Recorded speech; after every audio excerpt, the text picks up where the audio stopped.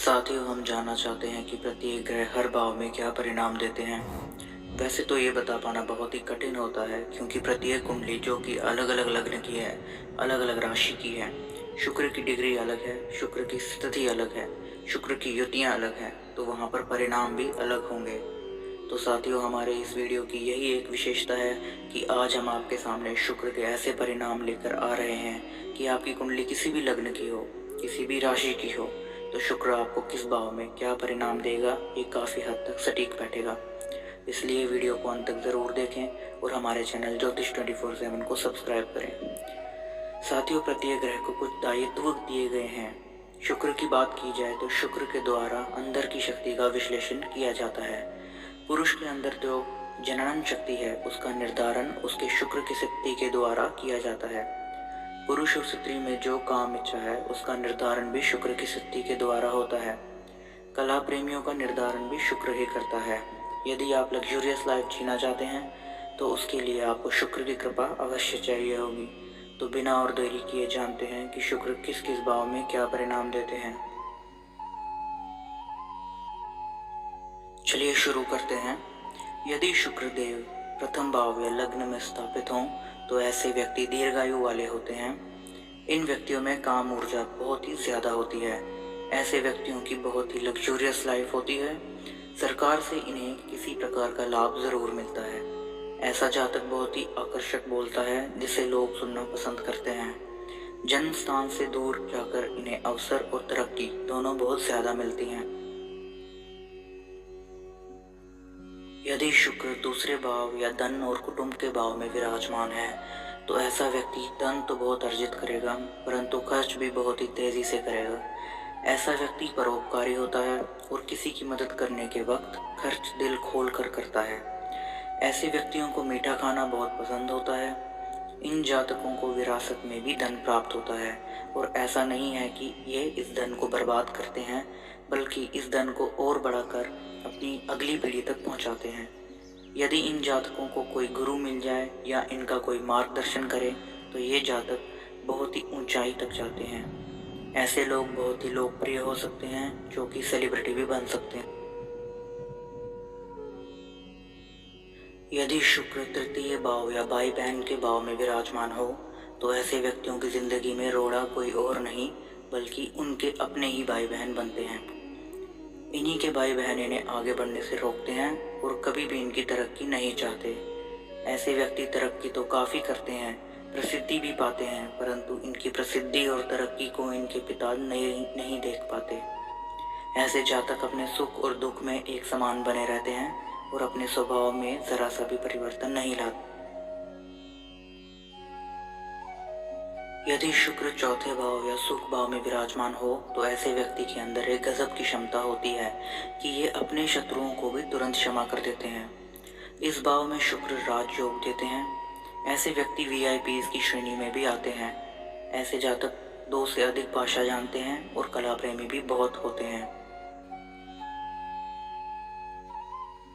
यदि शुक्र पंचम भाव या विद्या और संतान के भाव में विराजमान हो तो ऐसा व्यक्ति यदि चुनाव में उतर जाए तो उसे विजय अवश्य प्राप्त होती है।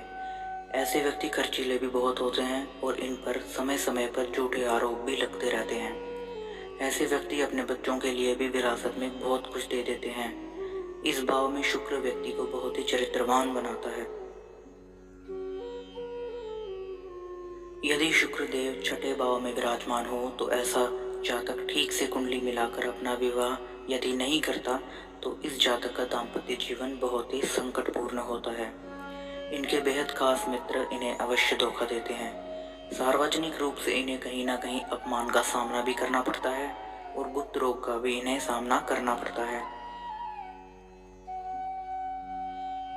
यदि शुक्रदेव सप्तम भाव में विराजमान हो तो ऐसे व्यक्तियों को दाम्पत्य जीवन में सुख अवश्य मिलता है। इनका जीवन साथी इनकी पसंद का होता है और वह इनकी केयर करता है, इनका सम्मान करता है। ऐसे जातकों को शुक्र 40 वर्ष की आयु के पश्चात ब्लड प्रेशर या डायबिटीज से जुड़ी समस्याओं से कष्ट देता है। यदि ऐसे जातक नौकरी करते हैं तो इनकी अपने बॉस से कभी नहीं बनेगी। इनका दाम्पत्य जीवन तो सुखमय होता है, परंतु ससुराल पक्ष के साथ इनकी खटास बनी रहती है। यदि शुक्रदेव अष्टम भाव में विराजमान है तो ऐसा जातक एनआरआई हो सकता है, अर्थात रहने वाला भारत का होता है और बाहर जाकर बस जाता है और वहाँ प्रचुर मात्रा में संपत्ति अर्जित करता है। ऐसे जातक पहले नौकरी करते हैं और फिर अपना भाग्य व्यापार में भी आजमाते हैं, जिससे इनको सफलता भी अवश्य मिलती है। ऐसे व्यक्ति दिल से नहीं बल्कि दिमाग से निर्णय लेते हैं।